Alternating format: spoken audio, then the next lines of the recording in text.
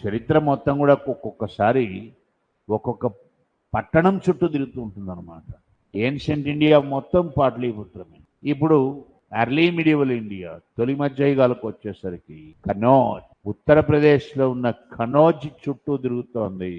ఎందుకంటే హర్షుడికి రాజధాని కనోజ్, దాన్ని కేంద్రంగా చేసుకొని ఆయన పరిపాలించాడు. కాబట్టి కనోజ్కి ఎవరు పాలకుడైతే వాడే ఉత్తర భారతదేశం మొత్తానికి పాలకుడు అవుతాడు. నువ్వు తెలంగాణలో ఎక్కడో ఏదో జిల్లాలో నువ్వు చాలా పాపులర్ అవ్వచ్చు, కానీ నీ పాపులారిటీ ఆ ప్రాంతానికే ఉంటుంది. అదే హైదరాబాద్లో పాపులర్ అయినావు అనుకో, మొత్తం తెలంగాణకి నువ్వు పాపులర్ అవుతావు. Are you understanding? తెలంగాణకి గుండెకాయ ఏమిటి?